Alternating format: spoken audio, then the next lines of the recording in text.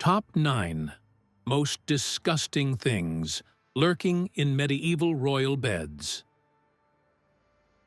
You might not know this, but the magnificent beds of the greatest kings in history were actually laid with sheets soaked in fermented urine, and their jewel-encrusted pillows sat less than 2 feet away from a pot of fresh feces. Millions of people dream of a luxurious, aristocratic royal life, draped in silk. But behind those drawn velvet curtains lay an ecosystem so putrid it would make your stomach churn. Why would people who held entire kingdoms in their hands and had endless wealth willingly lock themselves in rooms reeking of urine? Why did they let blood-sucking leeches swim right in their beds and breathe in the noxious fumes of rotting animal corpses hidden just inches beneath their backs every single night? In this video, I am going to expose the top 9 most disgusting and deadly things lurking in the beds of medieval royalty. By the end of this video, you will permanently abandon your dream of being a noble, and I bet you will look at your old, worn-out mattress at home like it is absolute paradise. Do not forget to hit like and subscribe so we can continue this journey together in future videos. Number 1. The royal commode and the stinking throne in a closed room. No matter how magnificent a medieval castle was, it was completely powerless against the most basic human physiological needs. The inner sanctum of the palace had absolutely no plumbing. Royalty, believed to be appointed by God with flesh of gold and skin of jade, were certainly not going to wrap themselves in a flimsy cloak and shiver their way outside in the freezing winter, wading through bone-chilling stone corridors just to relieve themselves. Their ultimate solution was brutally simple. Bring the toilet right into the bedroom. This item was called the close stool. On the outside, it was a furniture masterpiece made of oak, upholstered in crimson silk velvet, and studded with solid gold rivets. But lift that plush lid, and underneath was a brass pot filled with fresh, unflushed human waste. You have to remember, royal bedrooms always had their heavy oak doors tightly shut to keep out toxic drafts, and were surrounded by velvet curtains and feather beds, the world's most terrible odor sponges. Even if servants burned dozens of censers filled with thick incense, the pungent, sour, ammonia-laced stench of fresh feces hovered, lingered, and clung to every single fiber. Kings and queens spent tens of thousands of nights breathing in a ridiculous cocktail of high-class perfume and biological waste. But this disgust gave birth to an incredibly bizarre political power: the title of Groom of the Stool. Do not think this was a job for lowly slaves. From the time of King Henry VII and peaking under Henry VIII, this was a position that great nobles, proud earls, and dukes who commanded tens of thousands of troops fought tooth and nail to secure. Why did they lust after the job of wiping another man's bottom? For absolute political privilege. When the king sat on that stinking stool, his clothes disheveled, his psychological defenses were at their weakest. A glorious earl would kneel to serve, waiting for the exact moment the king was pushing, to softly whisper deadly slander to take down a political rival, or gently beg for a tax favor. Afterward, they had to bow deeply, put their faces close to the brass pot, examine the color, and smell the waste to report on the king's digestion to the royal physicians. In exchange for sniffing their boss's excrement, they held the keys to the bedchamber, acted as the de facto Minister of Finance, and became the king's most intimate secretary. The ultimate irony: manipulating an entire dynasty actually began with cleaning a rotting brass toilet. Number 2. Visual deception and the horrifying detergent of stale urine. Let us assume the groom of the stool has taken the pot away, and the air has been sprayed with perfume. The king lazily lowers his golden back onto a bed of pristine, snow-white silk sheets. He feels the softness and sinks into the absolute belief that his resting place is sterile. But alas, the liquid used to bleach those beautiful sheets was, in terms of sheer disgust, no less horrifying than what was in the commode. In the Middle Ages, crude soap made from animal fat boiled with wood ash contained extremely harsh lye. If used to scrub fine silk or velvet brocade, the fabric would corrode, discolor, and tear to shreds after just a few washes. To eradicate sweat and stains while maintaining that luxurious sheen, royal laundresses used a free miracle detergent, fermented human urine. The process is enough to make your stomach cramp. Servants collected urine from hundreds of chamber pots used by guards and maids, poured it all into massive oak barrels in stifling basements, and let it ferment for weeks. As it decomposed and rotted, the urine produced massive amounts of ammonia gas, a highly potent natural cleaner that breaks down fat bonds and miraculously bleaches fibers. The wretched washerwomen had to hike up their skirts and wade barefoot directly into those vats of rotting, yellow, bubbling urine. They threw the bedsheets of the king in, constantly stomping and kneading them in a pungent liquid that burned their eyes and ulcerated the skin on their legs. After being rinsed in spring water and sun-dried, the sheets were steeped in dried lavender or rose petals as a disguise. To the naked eye, they were glossy and flawlessly magnificent. But the real disaster only began when night fell. As the king climbed into bed, his 37°C body heat slowly radiated outward, accidentally acting as a deadly chemical catalyst. That warmth awakened the stubborn ammonia molecules still lurking and clinging deep inside the silk fibers.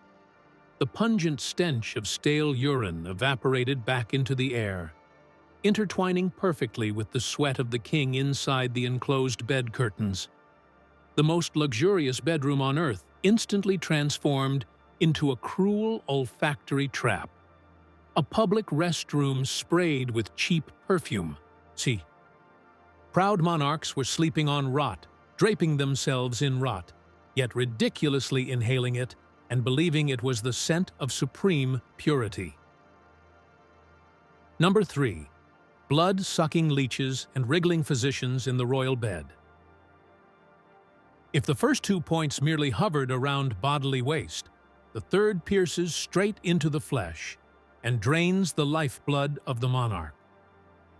On the morning of February 2nd, 1685, the magnificent bedchamber at Whitehall Palace erupted in panicked screams. King Charles II of England suddenly turned as pale as a corpse, let out a gurgling sound, and collapsed onto his bed, his entire body convulsing violently in a horrific stroke. Do you think the royal physicians carried him to a sterile medical wing?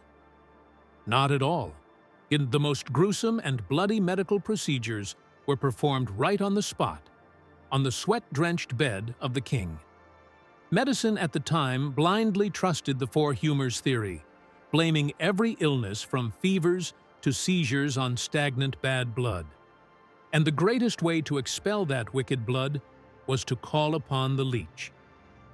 Physicians kicked the doors open, carrying massive glass jars filled with hundreds of squirming, pitch-black leeches the size of your thumb.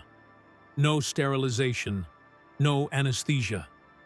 The slippery, starving leeches were plucked out and placed directly onto the pale skin of the monarch.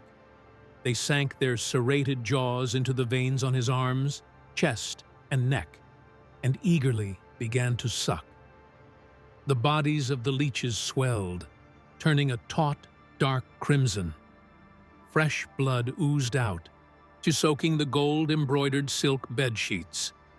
On that fateful morning alone, the medical team mercilessly used a razor to slice open a vein in the left arm of King Charles II, letting 24 ounces of blood spray out like a fountain, and applied dozens more leeches to suck out another 8 ounces. The bed of ultimate power now looked exactly like a blood-soaked battlefield operating table. Brass bowls filled with thick, dark, metallic-smelling blood sat right next to his pillows. Satiated leeches dropped off one by one onto the mattress, writhing in puddles of blood. The air was thick with the metallic stench of blood mixed with the sweat of sickness. And just like that, kings drifted into a delirious sleep beside basins of squirming leeches, worshipping those slimy creatures as the silent saviors of the dynasty.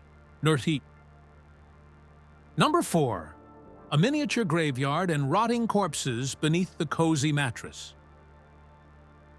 Now, let us perform a taboo act. Let us strip the mattress of the king. You will be horrified to realize that the luxurious brocade on top was merely a screen hiding a literal, crawling graveyard, active right beneath it. In European castles built of solid stone, the winters were harsh and bone-chillingly cold. This cold forced tiny creatures like rats, mice, squirrels, and stray birds to desperately seek warmth. And nowhere was warmer than the giant piles of straw and dozens of pounds of feathers stuffed inside a royal mattress. They used their claws to tear and dig deep tunnels into the thick belly of the mattress to build their nests. Some found their way out. But countless others got trapped in the maze of feathers, suffocated or, more tragically, were crushed to a pulp when a heavy king suddenly flopped onto the bed. The core issue was that the mattresses were massive, and the covers were exorbitantly expensive. Servants were incredibly lazy and rarely dared to rip the mattress open to completely replace the inside. Instead, they used a deceptive trick. They just stuffed a few layers of brand-new feathers on the very top to trick the eyes. As a result, flattened, bloody rat and bird corpses were buried alive right beneath the golden back of the king. When he went to bed, the 37 °C heat radiating from his body penetrated the fabric layers. Instead of just warming the monarch, this biological heat source inadvertently acted as a massive incubator, accelerating the rotting, decomposition, and maggot production of the corpses trapped inside the mattress. Day after day, a distinct, nauseating stench of rotting meat burst forth and wafted upward, blending perfectly with the ammonia of urine-washed silk and the pungent odor of the brass commode. But because this deadly cocktail of smells had existed across so many generations of royals, it became familiar, seeping into their subconscious. They would proudly take a deep breath and mistakenly believe it was the flavor of antiquity, the scent of the ancient aristocracy that could not be replicated. Little did they know that regal scent was actually rising from the liquefying corpse of a rat, lying less than a hand span away from the back of their necks. Number 5. Deadly beauty from invisible arsenic green. Escaping the rot beneath their backs, let us look up at the heavy drawn bed curtains, the very things meant to protect the slumber of the king. Among the elite, vibrant green, or emerald green, was not just a color. It was the ultimate symbol of supreme royalty, high fashion, and luxury. The aristocracy was willing to drain their treasuries to dye their bed hangings and wallpapers with this dazzling hue. But hiding behind that magnificent beauty was the presence of an invisible assassin, the most cold-blooded killer in history: arsenic. To create a highly adhesive, fade-resistant emerald green on bulky velvet and silk, artisans used a deadly formula, mixing copper with a highly toxic compound extracted from pure arsenic. The most terrifying part was how this fabric reacted when hung inside stone castles, which were notorious for their damp, waterlogged, and perpetually rainy climates.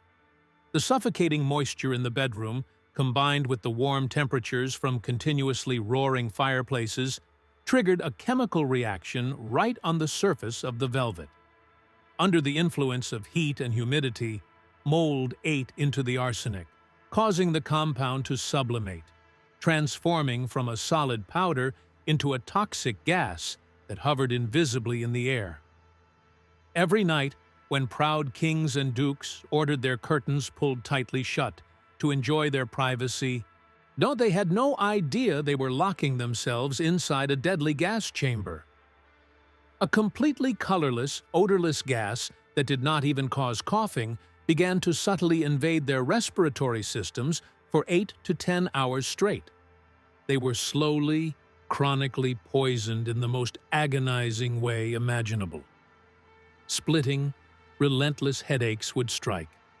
Then, their hair would fall out in large clumps, scattering across their silk pillows.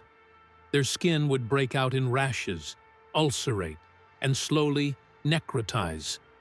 Their bodies withered, vomiting blood while the wisest royal physicians stood by helplessly. Countless kings and queens died slowly in excruciating pain, believing they had been cursed by voodoo dolls or struck by a strange plague from God, yet never suspecting that the most ruthless assassin was the very luxurious bed they cherished. The opulence literally devoured them from the inside out. Number 6. A rain of dirt, sweat, and dead cells across centuries. If you are a germaphobe, this is the most horrifying chapter yet. There is a suffocatingly shocking truth about medieval hygiene. Bed hangings, tapestries, and embroidered silk mattress covers were considered priceless family heirlooms. They were so expensive and labor-intensive to weave that they were frequently listed in wills to be passed down from father to son. And guess what? Across decades, sometimes centuries, spanning multiple dynasties, these massive treasures were never once washed or touched a single drop of water. See, velvet and sheep wool were incredibly thick and heavy. If they risked washing them with crude, lye-heavy soap, the fabric would shrink and disintegrate instantly. The only cleaning solution was to occasionally stand on a chair and lazily brush them with a feather duster, or beat them with a wooden stick, hoping some of the loose dust would fly away. But do you think those superficial physical strikes were enough? Just count what had deeply penetrated the core of those eternal fibers. Thick, black soot from candles burning for 10,000 nights. Tons of dust and dirt blown in from muddy streets. Even more horrifying, the cold sweat of the previous king who writhed in agony while dying of smallpox or cholera. Billions of flaking dead skin cells from the rarely bathed bodies of an entire royal bloodline. It all melded together into a layer of sebum, a literal historical crust, filthy, sticky, and teeming with bacteria.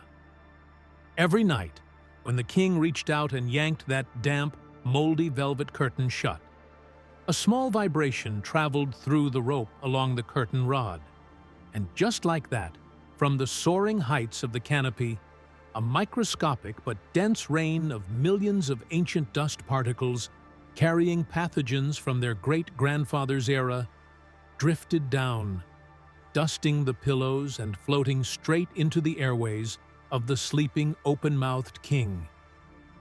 This disaster was amplified by the wild habits of the nobility. After a bloody hunt or a drunken banquet, so they would stumble back to their rooms in clothes soaked in sour sweat, smelling of wine, roasted meat, and hems caked in mud. They would rip them off and toss them straight onto the very bed they were about to sleep in. The royal bed was not just a place to sleep, it was a massive biological trash can, its mouth wide open, waiting to continuously absorb a fresh layer of daily bacteria, mixing it with the toxic, century-old resident germs. Number 7. The parasite ecosystem, blood of the saints and the rotten cow bile tactic. Do you think that being a king, eating well and dressing lavishly, meant you would never get bitten by bugs? Medieval parasites were so common and arrogant that the helpless public gave them a bitterly beautiful nickname: blood of the saints. Notre, the meaning was crystal clear. Whether you were a powerful pope or a ragged beggar, when night fell, everyone was equal.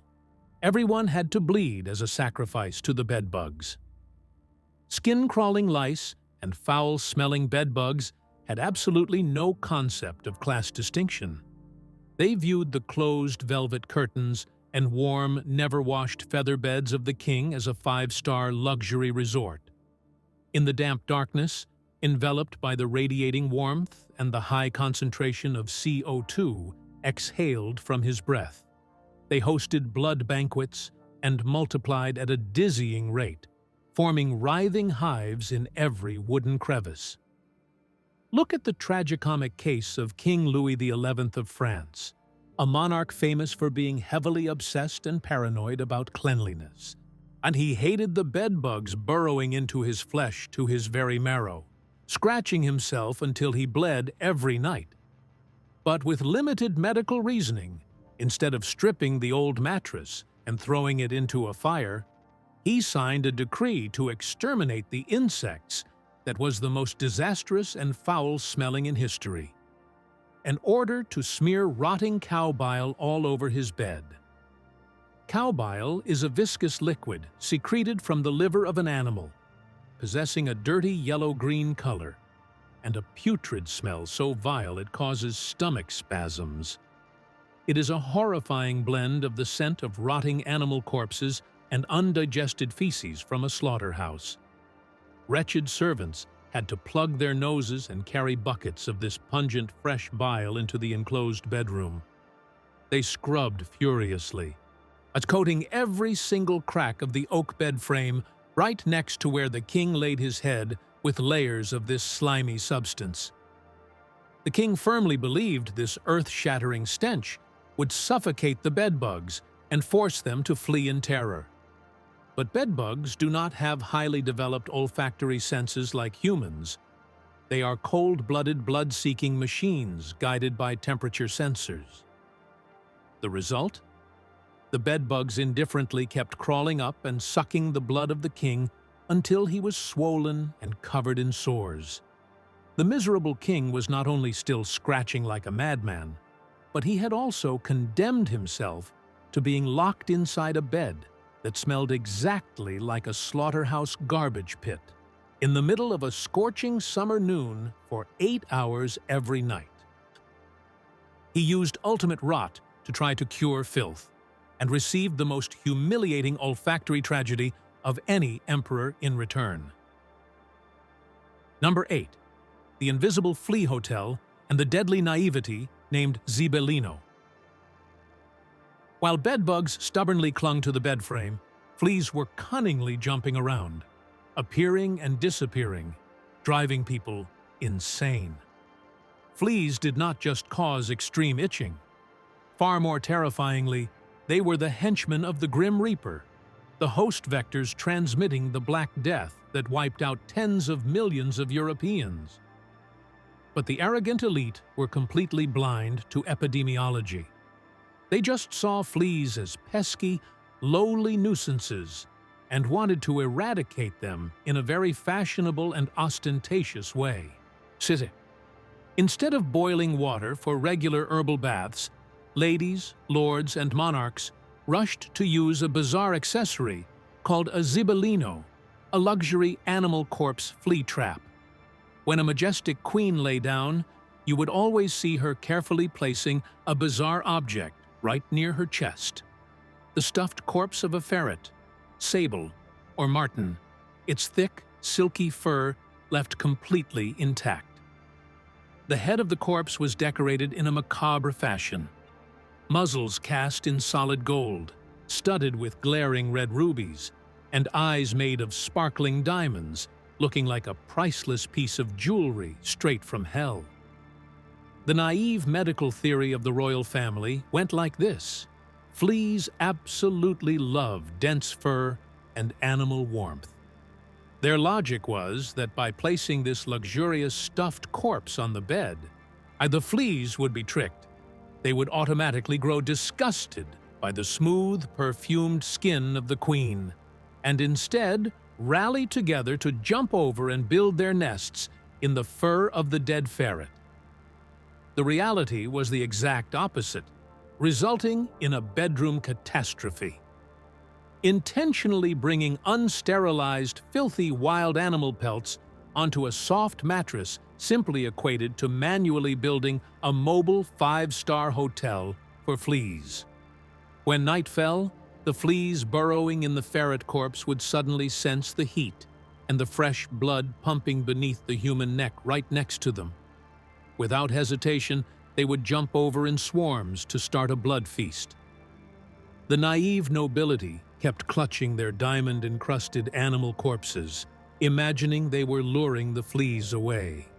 But the brutal truth was, they were personally cuddling and embracing a ticking time bomb, carrying the seeds of the plague right next to their noses every time they closed their eyes. Number 9. Damp straw mattresses and the forest of wild mushrooms growing right under their backs. Finally, if you are brave enough, let us flip over the entire structure of that magnificent royal bed, past the urine-soaked silk sheets, past the feather beds harboring rotting rats, to touch the deepest, darkest bottom layer, the straw mattress. To create elasticity and act as a foundation for the expensive feather beds, servants had to take bundles of dry straw and vetiver grass, spread a thick layer, and pack it tightly against the very bottom of the bed frame. But they forgot a basic physical element. A massive stone castle is essentially a sealed box that traps absolute moisture. The freezing winter howled outside, while the giant fireplace burned fiercely inside. This terrifyingly massive temperature difference caused the stone walls to constantly sweat and drip water. That heavy moisture crept into every nook and cranny, burrowing straight into the inside of the mattress. Simultaneously, over months without washing, liters of sour sweat, tons of flaking dead skin, and invisible biological debris from the bodies of the royals slowly seeped through the brocade layers, soaking straight down to the darkest, most waterlogged bottom layer of the bed. The perfect combination of decaying straw, dripping moisture, absolute darkness beneath the bed, human excretions, and the steady 37 degrees Celsius warmth radiating from the body above accidentally turned the entire bottom of the mattress into a biological laboratory. This was quite literally the most ideal culturing environment on Earth for all types of microfungi to thrive. In fact, there are authentic and hauntingly gruesome historical records that recount. When servants flipped the mattresses over for a major overhaul spring cleaning, they screamed in terror and fell backward onto the floor. They discovered clusters of wild mushrooms, stark white mold, and even massive, fully capped mushrooms that had literally taken deep root and bloomed lushly right inside the damp, crumbling straw, located exactly beneath where the back of the king rested. 2. It turned out that night after night, the supremely powerful king was sleeping right on top of a miniature poisonous mushroom forest. Millions of microscopic fungal spores from beneath the mattress silently dispersed, floating invisibly in the stuffy air of the draft-free bedroom. The king, sleeping with his mouth open, inhaled his fill of those toxic spores deep into his lungs, night after night.